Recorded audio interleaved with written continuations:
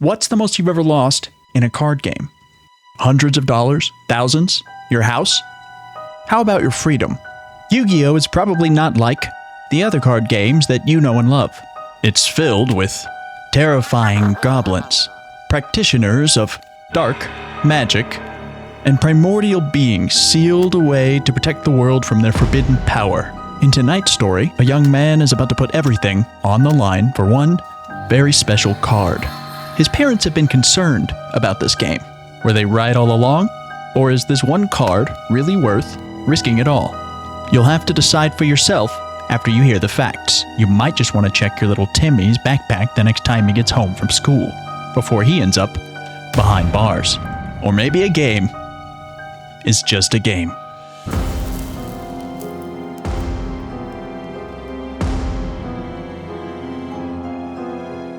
I want you to understand why I did what I did. So first we've got to go way back. The year is 2002, before some of you were born according to my YouTube analytics, and the world is on edge. The absolute wombo combo bummers of Columbine, people freaking out about Y2K, and a little thing you might have heard of called 9/11 are still on the news every day. According to the godly little man inside of the television, all this misery and fear is because Mickey Mouse is making boys kiss on each other, and therefore God has revoked his aura of protection around the United States. And if you want to know more, buy my tapes for $30, amen? And if we wanted to protect ourselves, to protect our children, we had to be on constant alert against all the secret evils trying to enter our home. So in many homes across America, homes like mine, everything is a potential landmine of soul-damning worldly wickedness to mom and dad.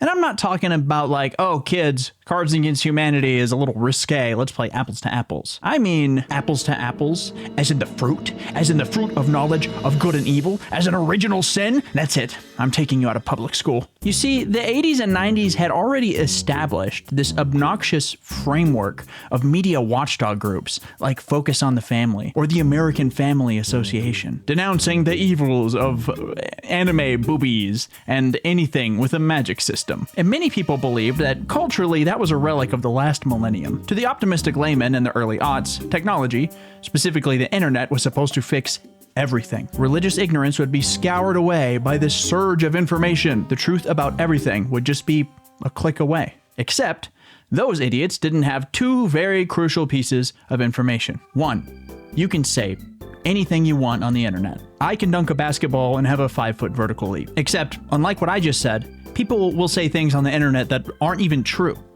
Skylar can absolutely dunk a basketball. He did it at my birthday party. Number two, and it's number two because it's stanky, when you're in an insulated community that defines itself by uniting in godly fear to search for hidden signs that demons are gonna scoop up your son Derek and alley-oop him into hell. And the leaders of those communities say things like, dog, the internet is like demon superhighway. Insta-hell. Buy my tapes. Amen. Members of that community aren't exactly gonna crack open Yahoo search or Ask Jeeves and cross-reference their sources. To a generation of God-fearing parents, this newfangled internet thing could not be trusted, which is kind of funny, given that the Venn diagram of people who believed that and the people who now sincerely comment, how can I teach my pet to do this, on AI-generated pictures of praying dogs is like a smooth, beautiful circle, not unlike a basketball. I'm not here to hate on anyone's parents, least of all my own. They were pretty chill in a lot of respects. And I'm also not going to yap about religion like it's 2010 and I just made my first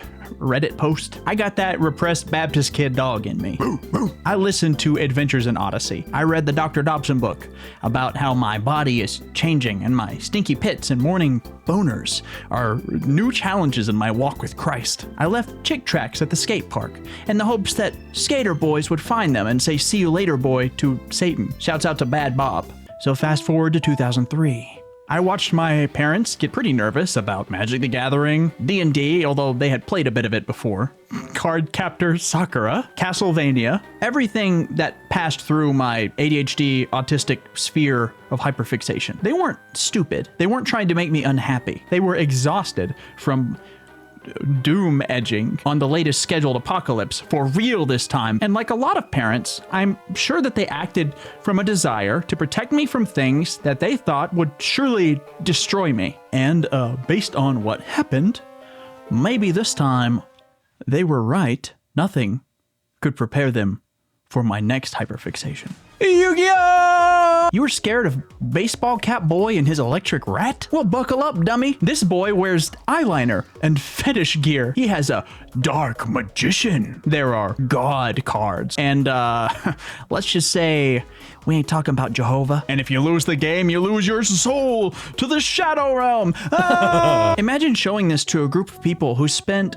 a lot of mental energy searching for the hidden symbols that the devil is contractually obliged to slip into every scheme. Christian moms spent hours playing Where's Waldo with all of the secret demons. Dozens and dozens of chain emails revealing the dark truths about video games and Japanimation corrupting your youths, and it could be in your home right now. Forward this to 10 of your friends to protect our kids. Amen. Dungeons and dragons. The Bible calls the devil a dragon, and that makes dragons the devil. Diablo? Nice try, Sweaty. If memory serves, that's Spanish for el devil. Alucard?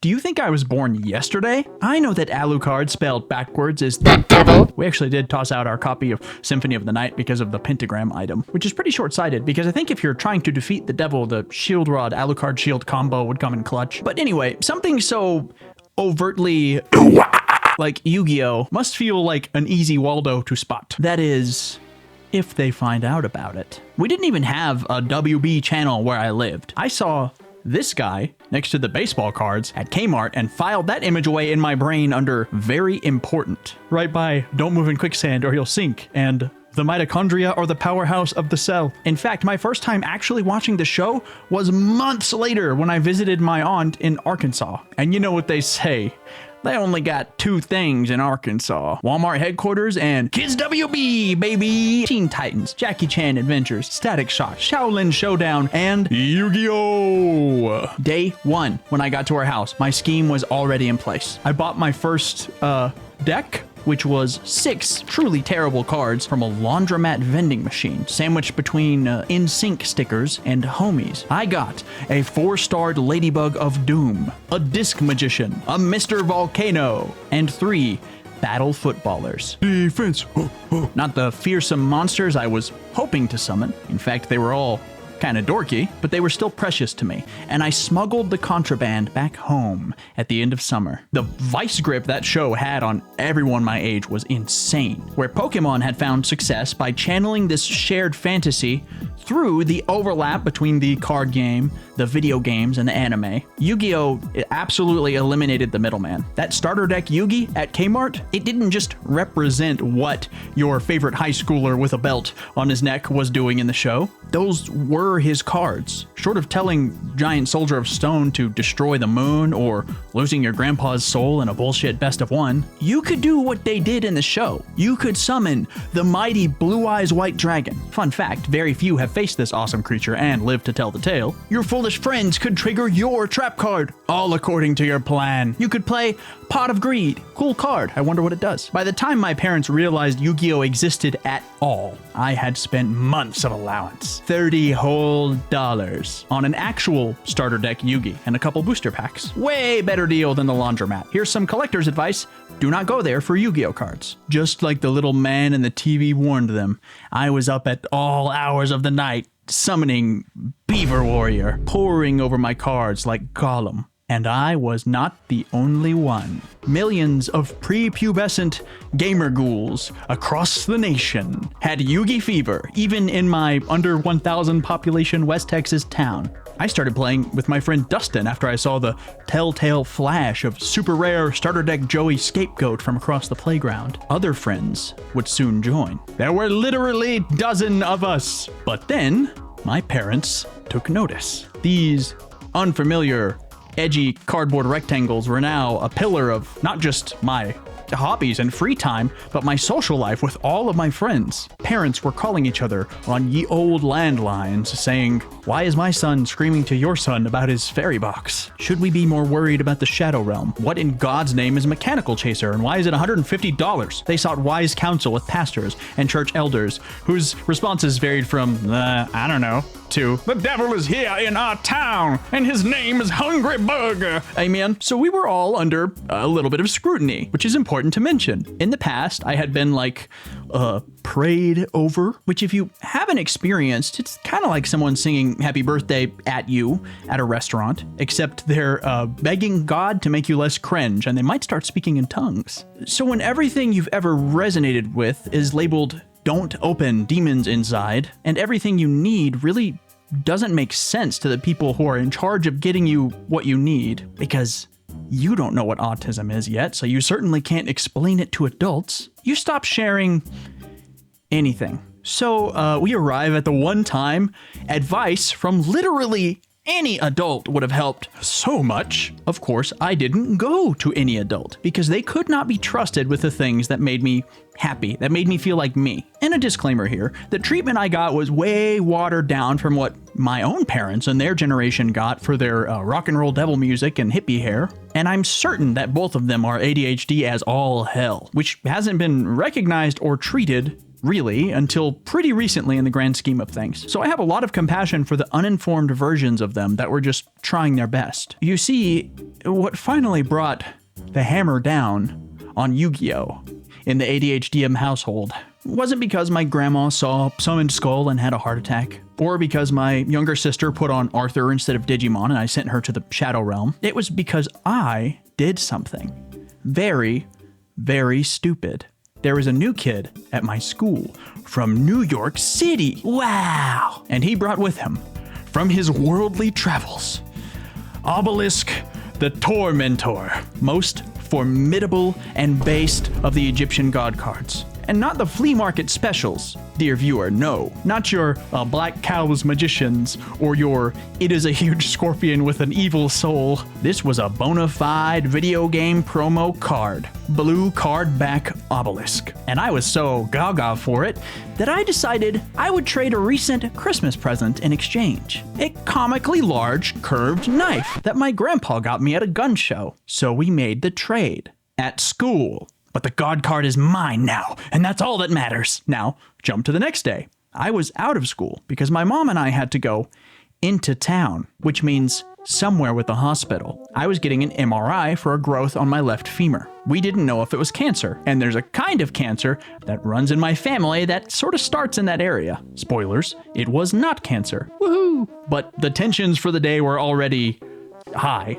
Meanwhile, back in hometown, my dearest friend, my dueling partner until the very end, the only person in the world who could possibly understand the lengths that I went to get the unrivaled power of an Egyptian god card that has no effect text and is not legal in actual duels, Sweet Dustin, puts a note on our front door. It reads, "Dude, they know about the knife. They are going to send you to juvie.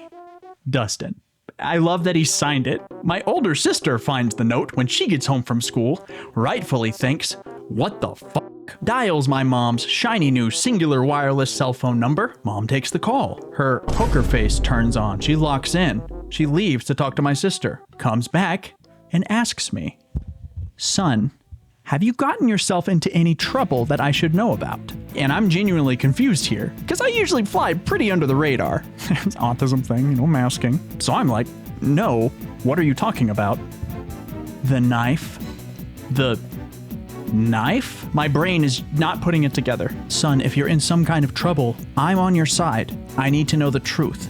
Dustin left a note on our door." She tells me what the note says, and it clicks. "Oh, wait, yeah. I traded that knife that Grandpa gave me to a kid at school." "You did this when?" "After school." "At school?" "Yeah." Oh.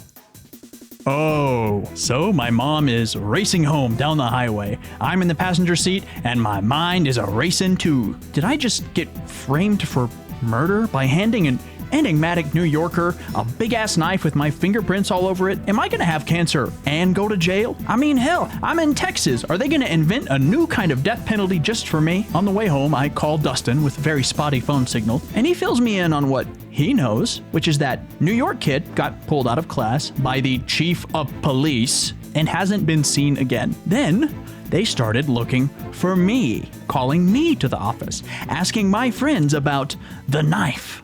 And I can picture Dustin trying to keep his cool as the school day wore on until the bell rang, and then sprinting to my house to put that frankly beautiful note on my door. When we finally get home, I call every friend that I can think of, and I piece most of the story together. We made the trade in the parking lot after school, and yes, the parking lot is still school, therefore government property. He showed his cool new knife to some friends, also at school. Word got around. As small-town gossip tends to go, some slight embellishments were made as the story circulated. He was trying to slash a tire. He threatened someone with it. He was gonna kill someone with it. He's the Lone Star Stabber. He's killed and he'll do it again. He gets questioned by the police. Immediately says he got it from me. Like, no hesitation. Also, come on, man. I wouldn't have done you like that. To this day, I have no respect for people from New York unless they are subscribed to the channel. I never would have done that. Unless the cops made me an offer I couldn't refuse. They were apparently trying to call me into the office all day over the intercom, even though I had a scheduled absence from class, and my entire class was like 15 people. That's Texas schools for you. Mom's freaking out. She's ready to call a lawyer that we certainly cannot afford, and all of my Yu-Gi-Oh cards, including my precious Obelisk the Tormentor, are put away under lock and key. And for me, the craziest part of all of this is what happened the next day. I walk the 4 blocks to the school. I'm looking over my shoulder, certain that a whole squad of police cars is gonna tear around the corner. Get on the ground! Who knows what he brought to school to trade for Yu-Gi-Oh cards today? Probably got a grenade he's gonna swap for a fucking left leg of the forbidden one. I'm through the school doors. I turn left, walking past the principal's office. The open door feels like the barrel of a loaded gun that could fire on me at any second. Here I go. Goodbye freedom. All for what was, at the time, a $30 unplayable card. Joke's on them, now it's $20. I can picture the trial now. Exhibit A, Obelisk the Tormentor. We, the jury, find the defendant guilty of being cringe as hell, Your Honor. Give him the chair. If I knew it would come to this, I would have at least wanted a Cyberstein or something. Come on. The secretary is at her desk, directly across from the open door, and she doesn't say anything. I better eke out a few more minutes of freedom and say goodbye to my friends in my first class. I only wish Dustin were in my homeroom so I could see him one last time. I decide in that moment I'm gonna leave him all my cards if I have the chance to write a will. So I walk into my first class, and things seem suspiciously normal. The tension is building. When is the other shoe going to drop? What evidence are they compiling against me that's going to change my life forever? Second class. I see Dustin. We exchange some worried looks, but otherwise, nobody brings it up. Another class goes by.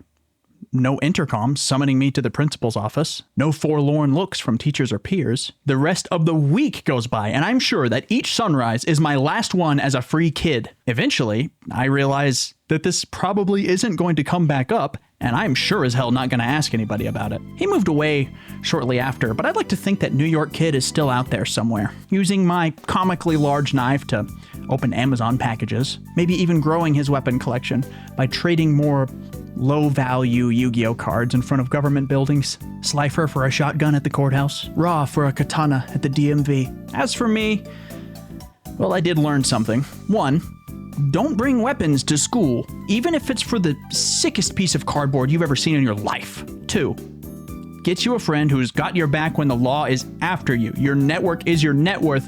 Dustin, you are so real for that. 3, if you're gonna lock up your kids' Yu-Gi-Oh cards or anything else, don't use a lock that can be unscrewed from the outside with a butter knife. Because I got them all back immediately.